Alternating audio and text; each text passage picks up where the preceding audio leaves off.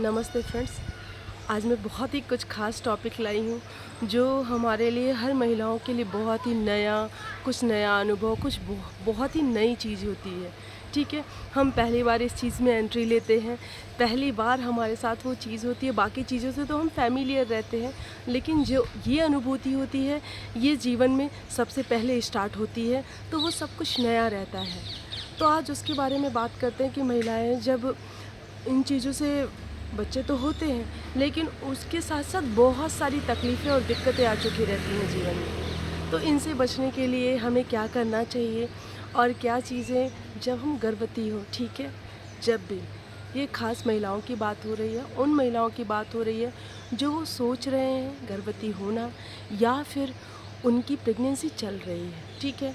तो हमें क्या एक छोटा-सा प्रार्थना करना है, जिसकी वजह से बच्चा तो स्वस्थ होगा ही, हमारा जीवन भी स्वस्थ होगा, उसे आने के बाद भी बहुत कम तकलीफ़ें झेलनी पड़ेंगी। इसलिए हम सभी को, जब भी बच्चा जन्म देने वाले हों या उसकी मतलब प्लानिंग कर रहे हों या मंथ्स चल रहे हों हमारी प्रेगनेंसी के, तो उस ड्यूरेशन में वाक़ई फ्रेंड्स बताऊँ मैं, ये प्रार्थनाएँ बहुत ही काम करती हैं। तो आप इन प्रार्थनाओं को शुरू करिए और इस जर्नी को, जो 9 मंथ की जर्नी है, उसके बाद भी उसे खूब एंजॉय करिए। चलिए मैं बताती हूँ कि मैंने भी अपनी प्रेगनेंसी में और जब भी मैंने दोनों बच्चों को पैदा किया है तो मैंने क्या किया है, क्योंकि ये थोड़े से टाइम की जो हम देते हैं ना, थोड़ा सा टाइम, 5 मिनट 10 मिनट सुबह शाम या रात्रि या जब भी देते हैं, तो वो हमारे पूरे जीवन के लिए बहुत शुभ और बहुत लाभकारी होता है।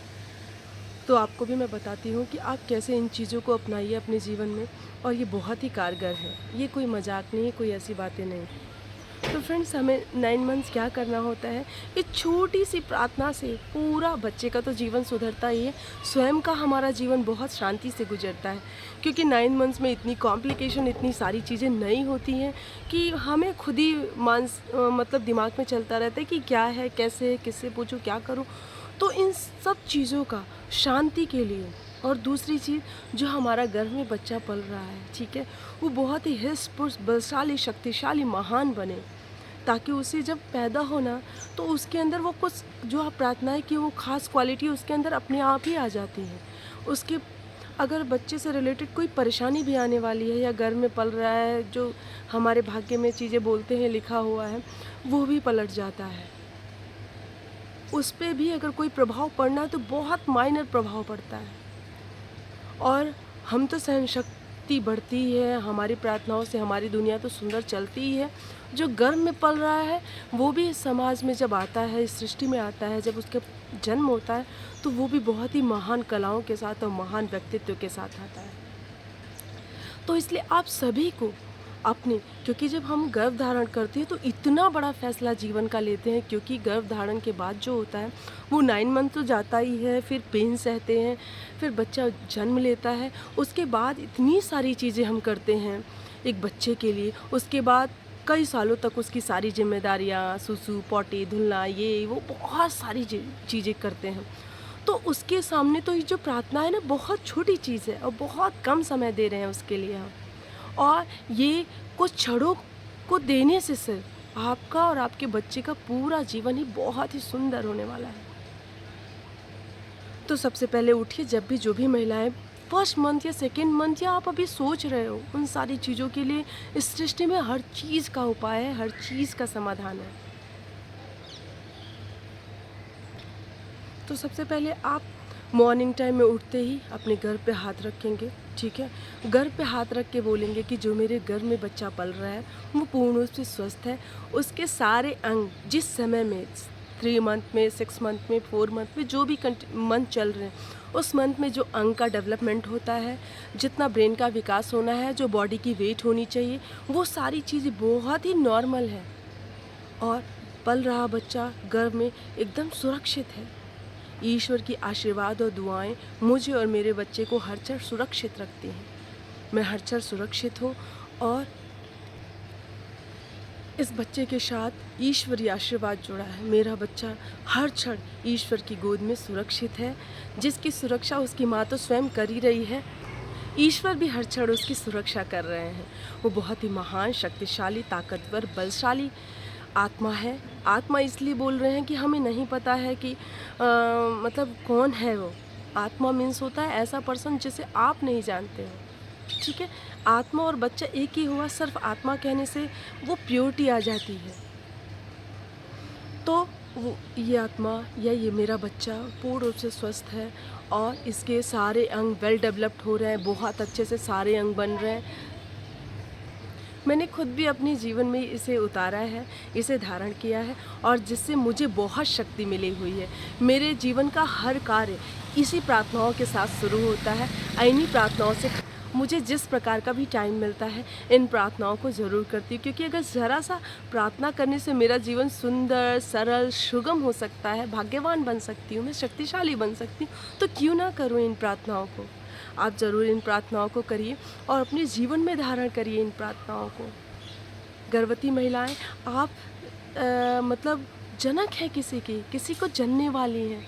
आप भाग्य निर्माण भी हैं, निर्माण कर रही हैं बच्चों के भाग्य को। तो आपके अंदर वो क्षमता है और इतना बड़ा समय, इतना बड़ा त्याग करने के लिए तैयार हैं आप, तो 5 मिनट का समय क्या अपने बच्चे के लिए नहीं दे सकती हैं? आपको कोई इसमें समय निर्धारण है कि किस समय देना है। जो भी टाइम आपके लिए सूटेबल हो, जो भी टाइम लगे कि आपके लिए सूटेबल है, उस टाइम में इन प्रार्थनाओं को आप शुरू करिए। तो जब भी आप फ्री रहो तो उस टाइम अपने गर्भ पे हाथ रख के इन बातों को बोलना है। और अगर आपको किसी बात का डर लग रहा है कि घर में बहुत कलह है, बहुत परेशानी चल रही है, मेरे बच्चे के अंदर वो चीज़, वो प्रवृत्तियाँ, वो आचरण ना आ जाए, तो उसके लिए उसकी पॉजिटिव लाइंस बोलनी है। जैसे आपको लगता है कि घर में बहुत कलह चल रहा है, तो आपको बोलना है मेरा बच्चा बहुत शांत है, सुखी है, पवित्र पावन है। आपके घर में लगता है कि बहुत लोग झूठ बोलते हैं और सही कार्य नहीं करते, सही विचार किसी बातों के लिए नहीं रखते, तो जो जो क्वालिटी आपको अपने बच्चे में चाहिए उसे पॉजिटिव तरीके से बोलिए, ठीक है? वो पवित्र पावन है, वो बहुत सत्यवादी है, वो सही बोलता है, वो हर कार्य को बहुत सफल तरीके से करता है। अभी जन्म नहीं लिया है, लेकिन उसके पहले ही हमें सारी प्रार्थनाएं, सारा निर्माण कर देना है हमें, ताकि जब वो जन्म लेना तो उसके जीवन में वो सारी चीज़ें उसी प्रकार से घटित हों।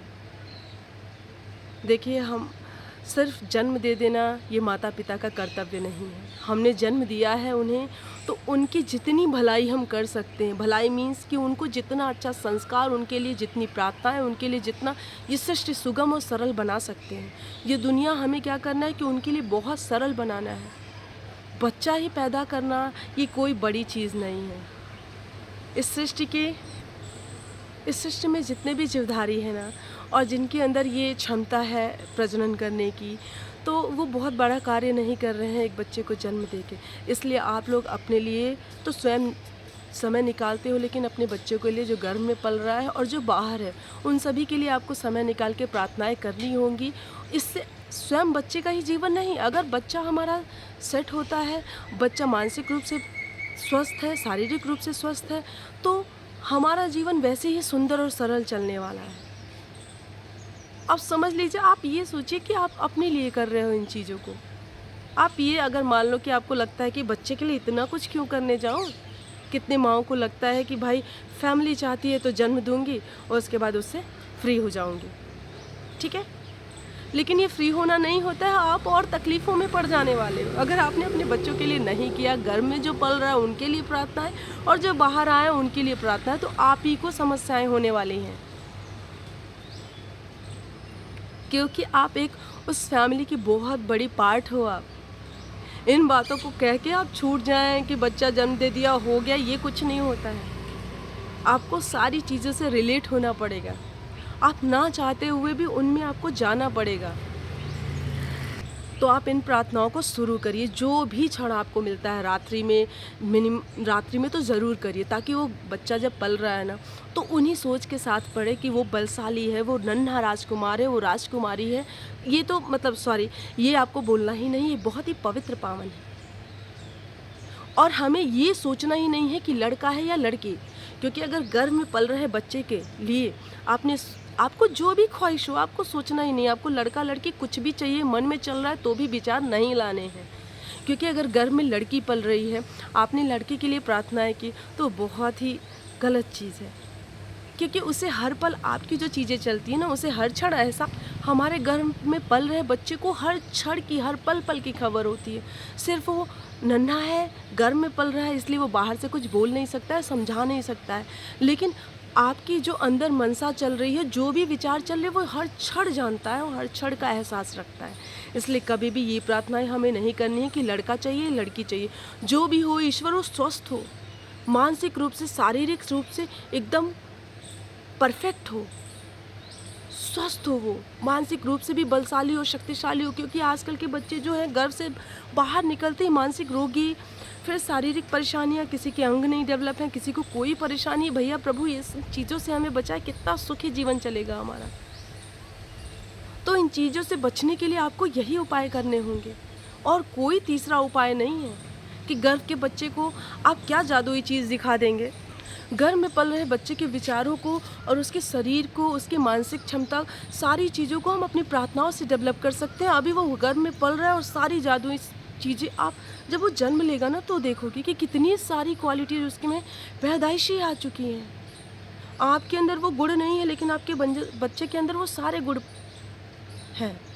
तो इसलिए जगिए और अब वो भ्रम अपने आप से निकालिए कि कुछ भी जादुई होता है, कुछ भी मेरे भविष्य में लिखा है, ये सब कुछ नहीं होता है। आप जो सोच रहे हो, आप जो कर रहे हो, वो बन रहा है, वो हो रहा है। ये कह के कि मेरे भाग्य में नहीं था, मेरा भाग्य खराब था, ये सब कुछ नहीं होता है भाई। इन सब चीज़ों से किसी को कुछ नहीं मिलना है। सिर्फ रोना, आंसू बहाना, और आंसू जो बहाना चाहता है उसके जीवन में सिर्फ आंसू हैं। जो खुश रहना चाहता है वो हर परिस्थितियों में खुश है। तो हर क्षण गर्भ पे हाथ रख के, ठीक है, जब भी समय मिले, मेरा बच्चा पूर्ण से स्वस्थ है, और जो भी पॉजिटिव ऊर्जाएं आप देना चाहते हो, जो भी आप चाहते हो कि मेरे अंदर कमी है और मेरे बच्चे के अंदर वो कमी ना आए, तो उसे पॉजिटिव बोल में, जैसे मुझे बहुत गुस्सा आता है तो उसके लिए आप क्या बोलोगे? मेरा बच्चा पूर्ण रूप से शांत है, वो हर चीज़ को सहन कर लेता है, बहुत सहनशील बच्चा है, वो बहुत बलवान, शक्तिशाली, महान। ये जो आत्मा है ना, ये सृष्टि में आके बहुत ही महान कार्य कर रहा है। इस पूरी सृष्टि को लाभान्वित कर रहा है, स्वयं भी लाभान्वित हो रहा है। ये गुणों और कलाओं की खान है, इसके अंदर गुणें कूट-कूट की भरी हैं। ये सृष्टि में आते ही लोगों का बहुत सम्मान, ये सभी को सम्मान कर रहा है। ये बहुत ही सफल आत्मा है। जितनी भी प्रार्थनाएँ करनी है, पॉजिटिव वे में करनी है, कोई भी चीज़ गलत नहीं बोलनी है। इस बच्चे के लिए गुस्सा भी आ रहा है ना, तो आपको अपने बच्चे के लिए नहीं बोलना है। घर में कितना भी कलह चल रहा है, थोड़ा तो समय, 2 मिनट, 5 मिनट, 4 मिनट तो आप निकाल सकते हो।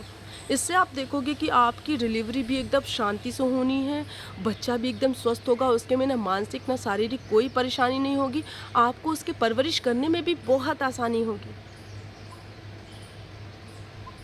आपको यहाँ तक ये भी प्रार्थनाएँ करना है कि जो मेरे ब्रेस्ट है ना, वो पूरे मिल्क से भरे हुए हैं, ठीक है? और फीडिंग भी मैं बहुत अच्छा करा रही हूँ, क्योंकि माँओं का जो फीडिंग होता है ना, मिल्क होता है ना, वो सृष्टि में बोलते हैं कि वो अमृत है बच्चों के लिए। आजकल माएँ पिलाना नहीं चाहती है, उनसे कुछ मतलब किसी टॉपिक पे उन्हें बात ही नहीं करना है इन सारी चीज़ों को। तो प्लीज़ फ्रेंड्स, हाथ जोड़ के आपसे नमन है, नमस्कार है, रिक्वेस्ट है मेरा कि अपने बच्चों के लिए, स्वयं के लिए, ये बहुत शानदार चीज़ है, ये जादुई शब्द है, जिसे हम औरतें जान नहीं रहे हैं और अपनी सृष्टि, अपनी दुनिया परिवर्तित नहीं कर रहे हैं। बिना कुछ किए परिवर्तित हो रहा है, क्योंकि ये जो आप जब बोलते हो ना, तो बोलते-बोलते ही आपके ज़हन में चलने लगता है, उसके बाद आप ही इसके लिए मेहनत करते हो। सारी चीज़ आप करते हो, लेकिन वो धीरे-धीरे आपके आचरण में आता जाता है। इसलिए थैंक यू। फिर मिलते हैं नेक्स्ट वीडियो में।